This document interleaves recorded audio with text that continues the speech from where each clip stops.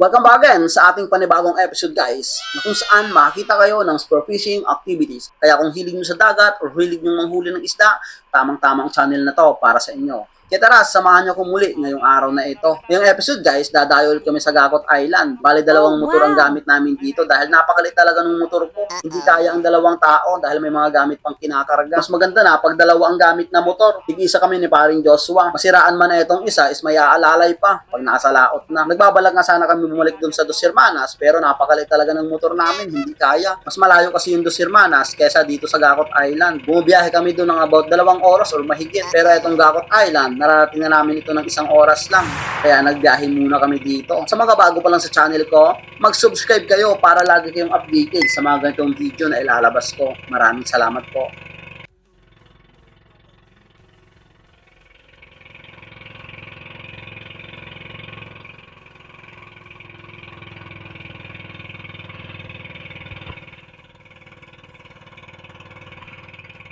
At makalipas nga ng 1 oras guys, eto narating na namin itong isla. At may nauna na dito sa amin. Pero yung nauna dito sa amin is hindi daw sila mag-overnight. Pero kaming dalawa is dito matutulog. Kaya pagkatapos namin mababa yung mga gamit namin sa bangka, diretso na kami saing dito dahil hindi pa kami nagtatanghalian. At etong kasama ko, si paring Joshua, hindi ko alam ba't pinapalo niya yung isang kahoy. Mukhang galit yata siya dun sa kahoy. Yun pala is gumagawa siya ng panggatong dahil wala ditong pangsibak ng kahoy.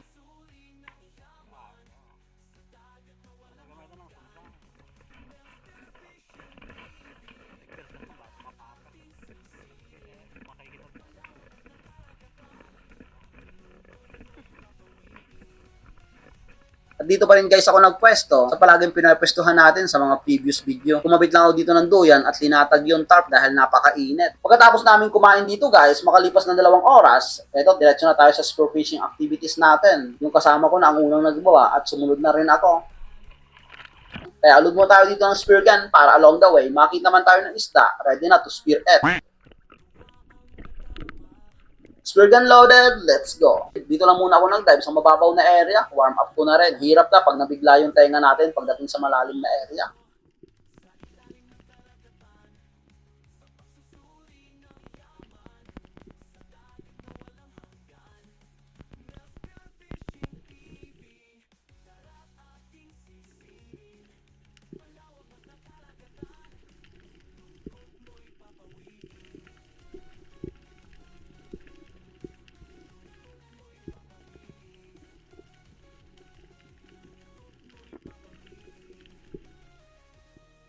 Maganda naman yung unang suicide ko dito, nagpakita agad yung mga bait, yung mga one-spine unicorn. Nandito lang sila sa mababaw na area at magandang sinyalis to dahil pag nandito lang sila sa mababaw na area, malamang sa malamang, may nag-hunt ito dito kaya nandito sila sa mababaw na area.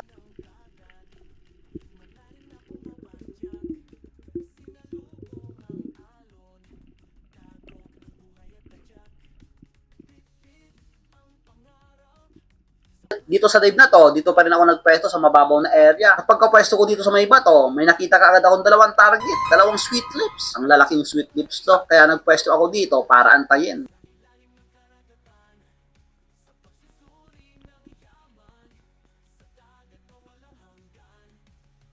Lumalapit naman itong mga sweet lips na to, kaya lang, ang bagal ng galaw. Ang hinahon ng galaw nila, palapit sa akin.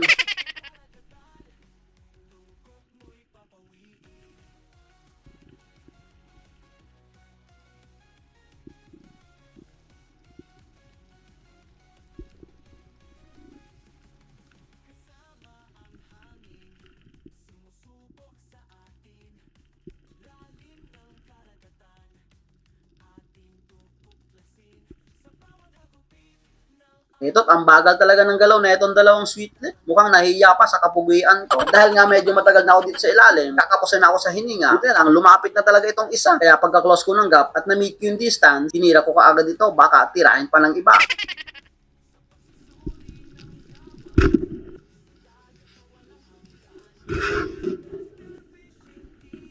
At habang nagre-surface ako dito guys, medyo dapis kasi yung patama ko dun sa sweet tips, medyo malayo kasi yung pagkatira ko, kaya dapis yung tama, at ayun, sinabit pa sa bato. Kaya pagka-recover ko dito ng hininga, bumalik agad ako dito sa ilalim, baka kasi makawala pa yung napakalaking sweet tips.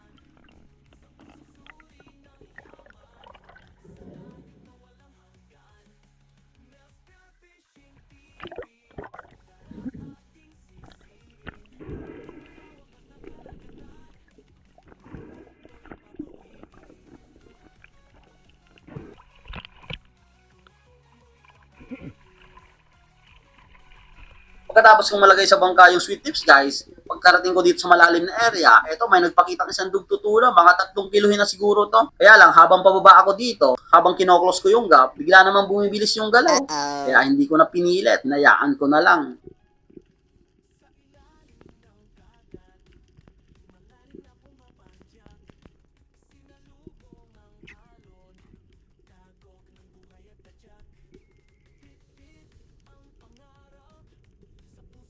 Pagbalik ulit dito sa ilalim guys, eto ang nagpakita sa akin. Pagkapwesto ko dito, may dumaan na Rainbow Runner, pero napakalayo yung daan niya. Buti lang, habang nag-aantay akong bumalik yung Rainbow Runner, may 2 dugtutuna ang nagpakita. Ang tinira ko is etong nasa huli.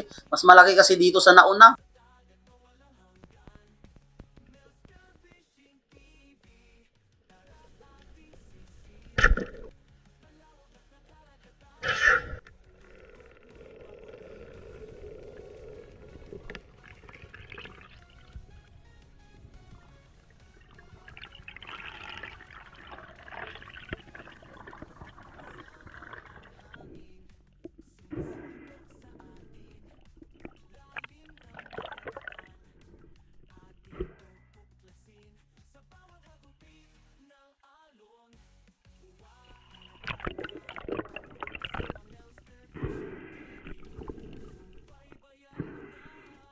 Makalipas ng 2 oras ng pagdadive guys, hindi na nasundan yung 2 pirasong huli natin. At etot, medyo madilim na nga at lumakas na rin yung agos. Kaya dito ako dumaan sa mababaw na area. At etot, nakakita ako dito ng batfish. Kaya hindi ko na pinalampas, kinuha ko na rin.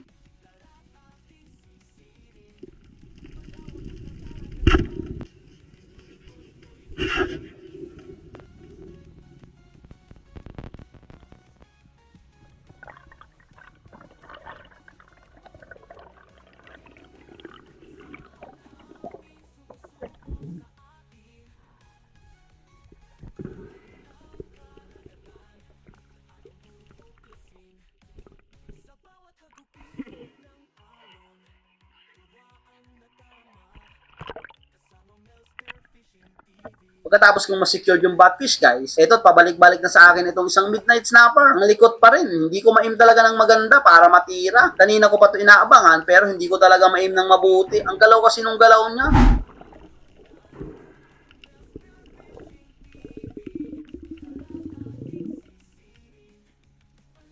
Pag naka-off yung camera ko dito, isumusugod sa akin. Kaya eto ang nangyari, hindi ko na talaga in-open yung camera ko at eto nga't nahuli ko.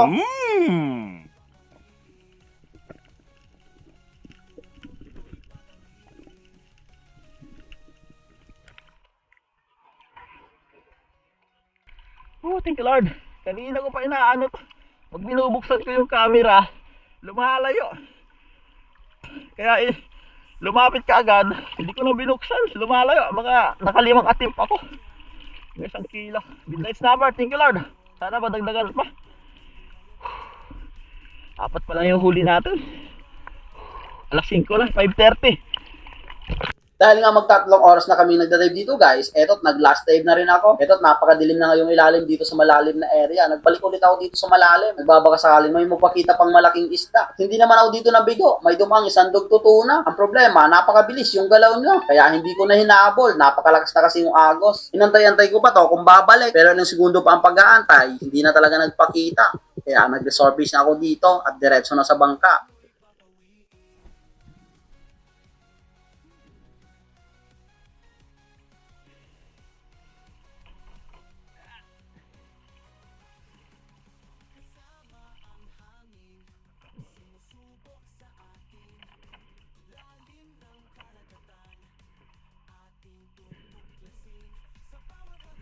So ayun guys, ito na yung huli namin. 4 na piras, 1, 2, 3, 4, 5. So yung mga maliliit, 2 sweet lips. Tig-isa ng sweet lips kami. So salmon, ito yung sa atin. Dog tutuna. Walang nagpakitang malaki sa atin. Yung orange spine unicorn, pang ulam namin.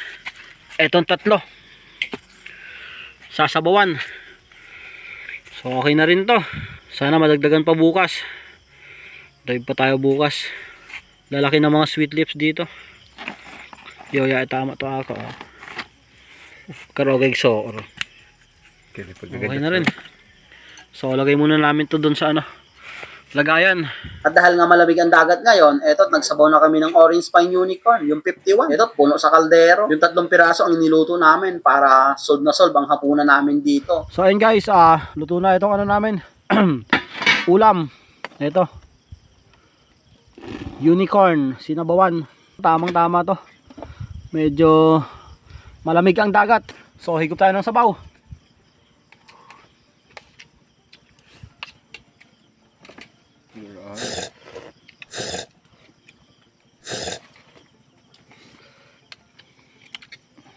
Orange spine unicorn.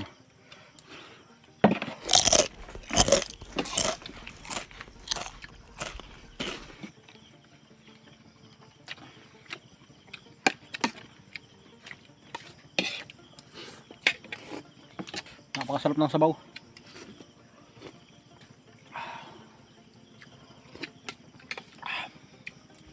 Nakasum kasi eh. Napapaubos sa asit, ayat pa. Ano to? Ayat. Unicorn. Ayan.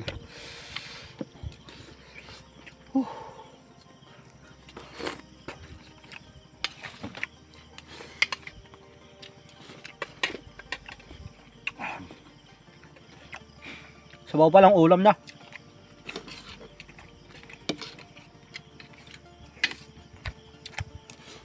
Sariwang sariwa. Ito, may dala pa kaming dahon kanina. Mustaasa.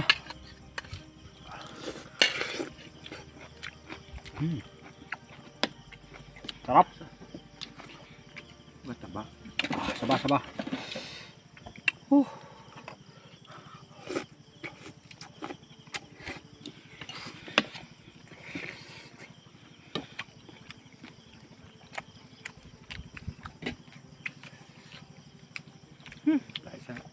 Japan na. Pagdating ng umaga guys, balik ulit tayo sa karagatan para magpatuloy sa paghahanap ng malalaking isda. Dahil napakasarap yung tulog namin kagabi, napakasarap kasi yung ulam namin. Napakasarap nung sinubawang orange spine unicorn, yung 51 kung tawagin dito sa amin yon. Palaging nahuhuli natin sa night dive. Hindi na kami gumamit dito ng bangka dahil napakalaki ng hibas at medyo malakas itong alon. Kaya dito ulit kami nagsimula sa palaging sinisimulan ko sa previous video natin. Pagkatapos kong makawahap dito guys, dun sa mababaw na area, diretso na ako dito sa malalim.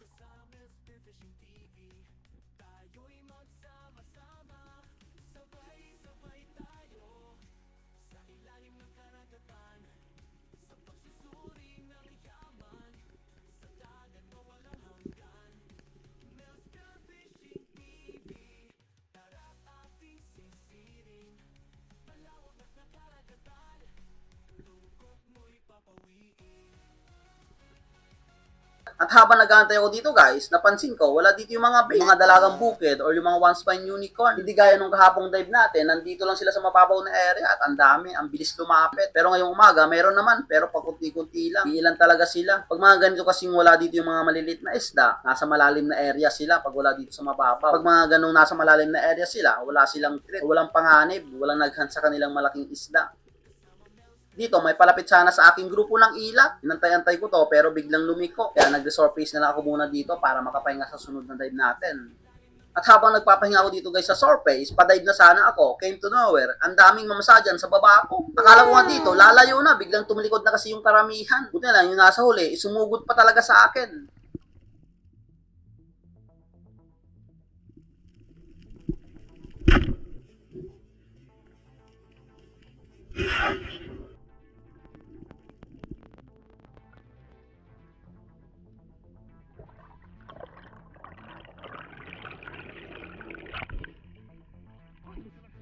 Buti ko hindi tamaan, grabe. Pipili pa sana ako ng malaki. Pero biglang lumayo ka agad. Kaya, buti lang sumugod pa itong medyo malaking isa. Ay, akala ko hindi na naman tatamaan.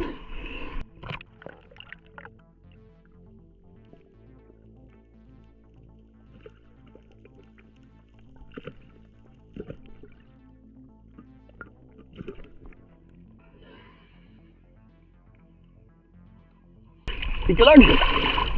Mga 2 kilo siguro. Okay na rin. Buwan naman ang isda natin ngayong umagang ito. Pagkatapos kong malagay sa stringer yung mamsa guys, at nakalod na rin ako dito, eto may dumaan na naman na isang dugtutunan, malaki to. Nasa 5 kilo siguro ito. Pero habang pababa ako, mabagal naman yung galaw niya, pero hindi ko maklose yung gap.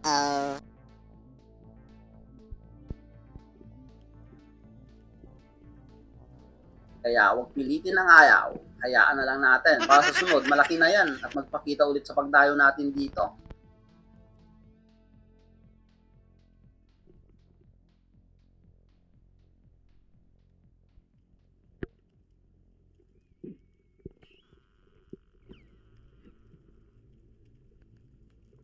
Yung sa day na to guys, lumipat na ako ng pwesto. Nagpwesto na ako dito sa malalim na area.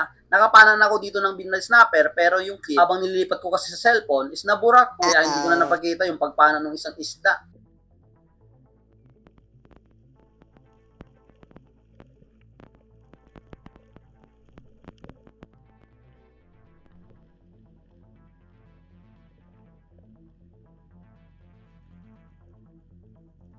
At ito nga, yung sinasabi ko sa inyo guys, pagka-pwesto ko dito sa malalim na area, nandito pala yung mga big talaga, yung mga dalagang bukid at mga one spine unicorn. Pero ang target ko talaga dito is yung mga midnight snapper, pero biglang nawala sila. Inantay-antay ko pa yung mga midnight snapper, pero hindi na talaga nagpakita. Kaya nag-decide muna ako dito mag-resurface para makapahinga sa sunod na dive.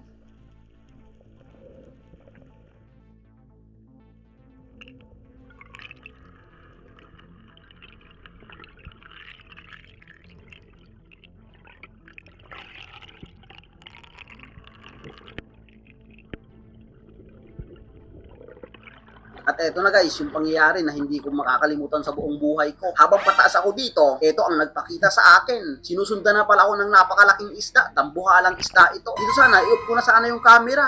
Ngunit naaninaw ko itong napakalaking blue marlin talaga. Grabe, ang laki. Sa buong buhay ko, ngayon lang ako nakakita ng ganitong napakalaking isda. Grabe talaga. Dito sana, kayang-kaya ko ng tirahin. Pero ang inaalala ko, wala akong bangkero. Wala mong susunod sa akin. Kung mapana ko man ito. Ang maganda kasing gawin dito, pagpapanain mo, dapat may bangkerong susunod sa'yo. Dahil isa ito, sa napakalakas na isda. Kaya nag-decide na talaga ako dito, hindi ko i-pull yung trigger sa kanya. Mahirap na.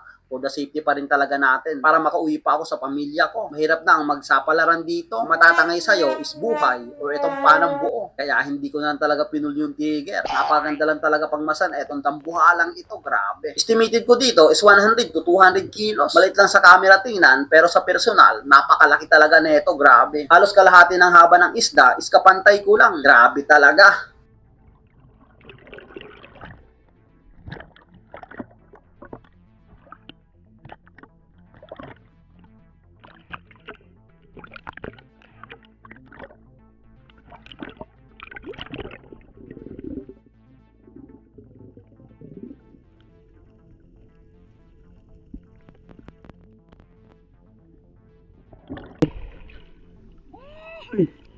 Blue marlin! Ang laki! Grabe! Pag may bangkero sana tayo at nandito lang yung baka, titirahin ko yun. Pero wala tayong bangkero eh. Whew. Sayang lang yung pana. Sigurado dadalhin tayo sa laot nun. Akala ko didiretso pa, babalik. Pero pag bunik siya, kaya kong tirahin yun sa ulo. Ang amo, grabe. Ay, ngayon lang ulit ako nakakita ng ganon. At nakuhaan pa natin ng camera. Grabe, sinundan ako pataas. Nabigla ako. Napakalaki talaga, grabe. Siguro nakakit dito sa huli kong mamsa. Nandito sa bewang ko. Grabe, ang laki. Sobrang mga isang buwan yun. Siguro mga 200 kilos. Grabe. Pero hindi pa para sa atin yun. Hindi muna. Sayang yung shop natin na 5,000. Baka mahila pa tayo papuntang laot. Maganda sana pag may bangkero tayo, kayang-kaya ko yung tirahin. Pero wala. Ganun talaga. Pagkatapos ko mapakitaan dito ng dambuhalang isda, nagbalik pa naman ako dito sa ilalim. Nagbabakasakala akong may kasama yung dambuhalang isda na yon. Baka mas maliit na at kaya ko nang tirahin.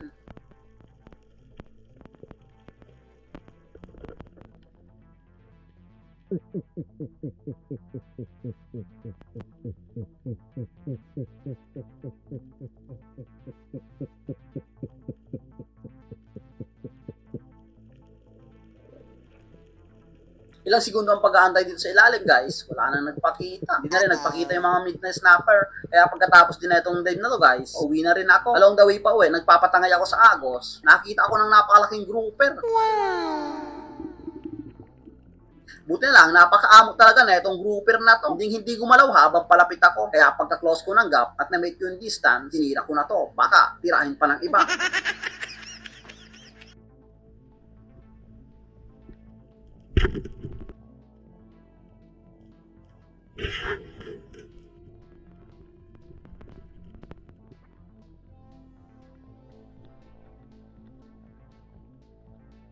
At dahil nga napakalapit nung pagkatira ko dito sa grouper, guys, nakakuha siya ng line sa akin at sumuot sa butas. Kaya hindi ko nahila kaagad. Papahirapan pa tayo na itong napakalaking grouper. Tinatakata ko to pero hindi talaga madala. Kaya nagpahinga ako dito. Pagka-recover ko ng hininga, bumalik ako dito sa ilalim.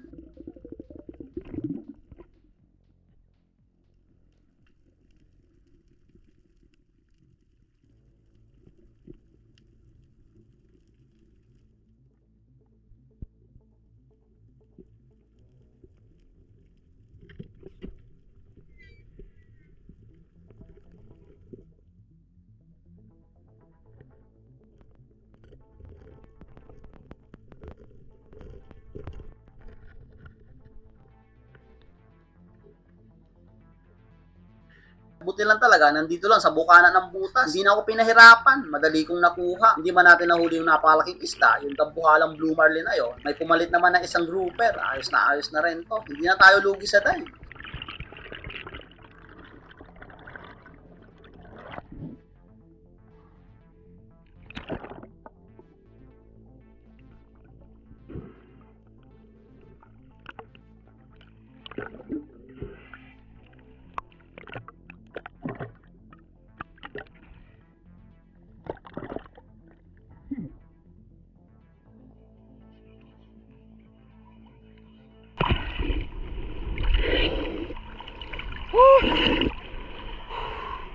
Muntik nang isuot sa butas. Buti lang nahatak ko kaagad. Malalim pa naman yung butas. Malakas na yung agos. Alas 9 na. Pauwi na rin ako. Pupunta na dun sa tinatambayan namin. Thank you Lord. Isa pa tayo. Habang sinisecure ko itong lapu-lapo, napansin ko yung kinain niya. Isang buong pugita. Grabe. Ayan, tingnan natin. Nasa bungangan niya. Kaya pala ang amo.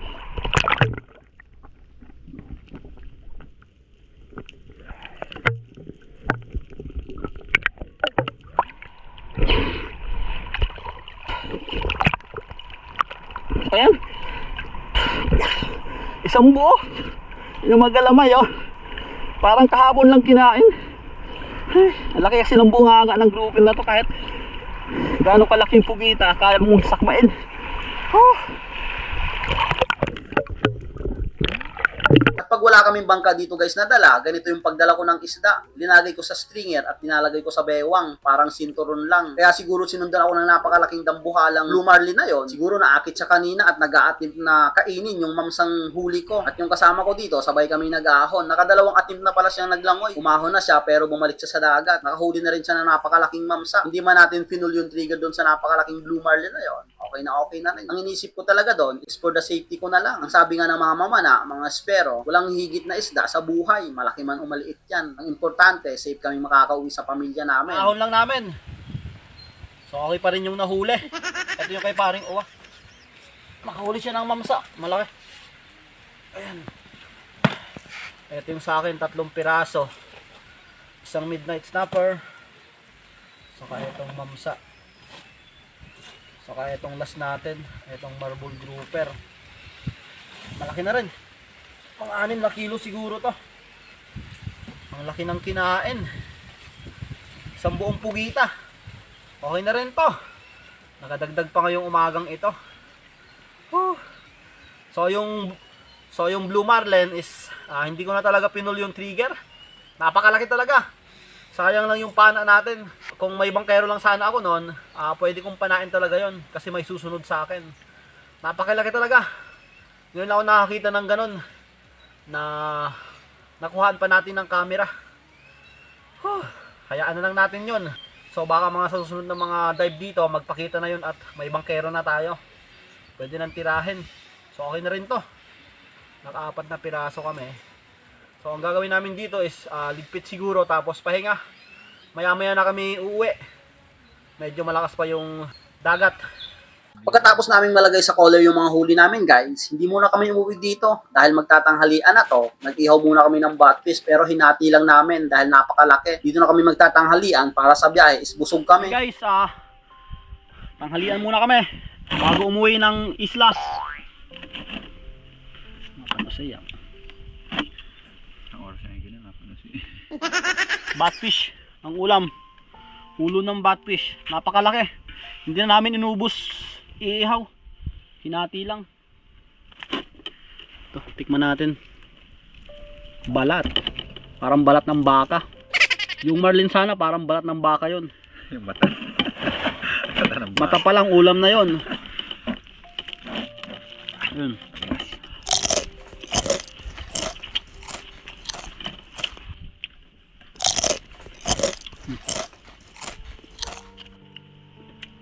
Yung laman, tingnan natin yung laman.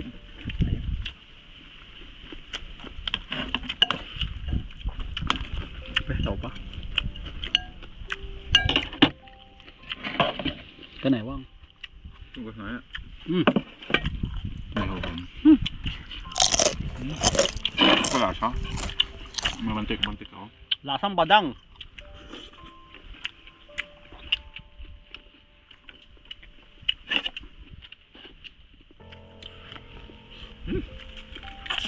Mamantik ay.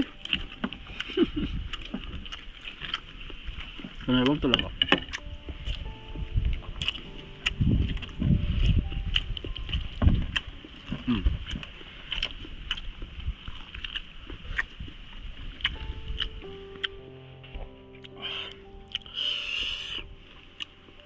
Badang.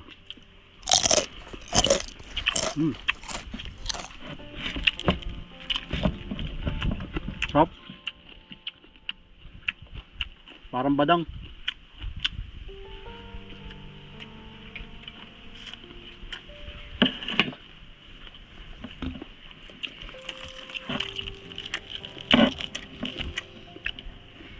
Wala siya. Suwa. Ah.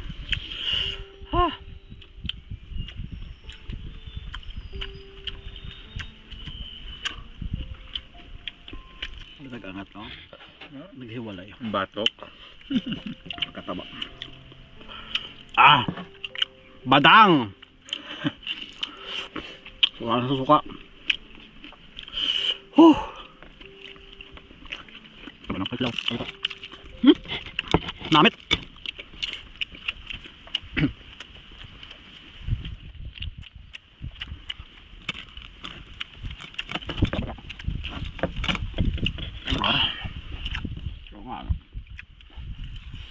At pagkatapos namin dito guys kumain, lumipit ng mga gamit na sakay sa bangka, diretso na rin kami uwi dito at eto napakalma yung dagat.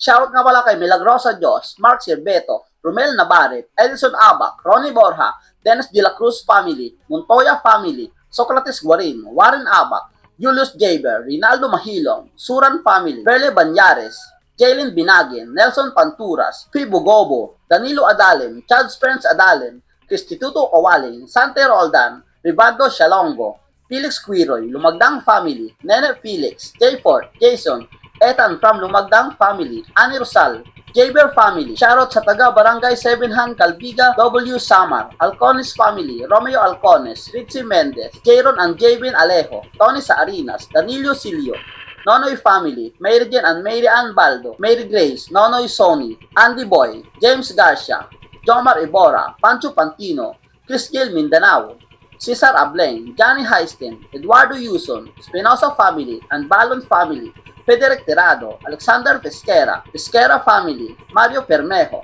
Rolly Ruiz, Armando Suaberdes, Eric Jimenez, Magpusaw family, Nelo Butay, Bonifacio Arbalate, Jonathan Micabalu, Manres, Rafael Recto, Erwin Labin Malayan, Alex Bagaw Jr., Junil Burak, Alan Florania, Francis Saibo, Elvera Miranda, Florante Miranda, Jojet Magpusaw, Julito Cuesta, Alan Tingala, Antone Fadera, Noel Grigo, Alia Mabahin, Mabahin Family, Kayadong Family, Ronald Imbodo, Eugene Villen, Kasumpang Family, Boots, Ellen May, Mea Ochel, Agustin Elises Kasumpang, G. Maripuski, Albino Ibasco, Richard Gusar, Rodi Diladja, Mikael Mejia, J.R. Lacre, Tatay Del Kitsin, Teo Bong, Marlon Hamisola, Joven Celos, Ibla Moresa, Armando Gonzaga, Duwil Ranas, Ponsi Bakay, Ami Friend, Maylisa Per Fernando Jr., Ami Lacasandile, Alberto Pantino, Sophia Bagamaspat, Greek TV, Lore Abidal, maraming salamat po sa inyong lahat. At pagkarating namin dito guys sa main island, eto, binenta na namin itong lahat ng isda. Lahat ng isda namin nahuli is tumutol ng 30 kilos, kaya okay na rin. Kahit hindi natin hinuli yung napakalaking dambuhalang blue marlin na yon. So sa 30 kilos is nagkita kami ng 6,000 din. Kaya hinati lang namin ng dalawa yon is nakatig 3,000 din kami, kaya okay na rin. Kaya bawi na lang tayo sa susunod na tayo, baka magpakita ulit yung mga dragon doon. So hanggang dito lang muna guys yung video natin hanggang susunod nating episode. Maraming salamat sa inyong lahat sa walang sawang patuloy na sumusuporta sa munting channel ko. God bless you all po. See you on the next episode.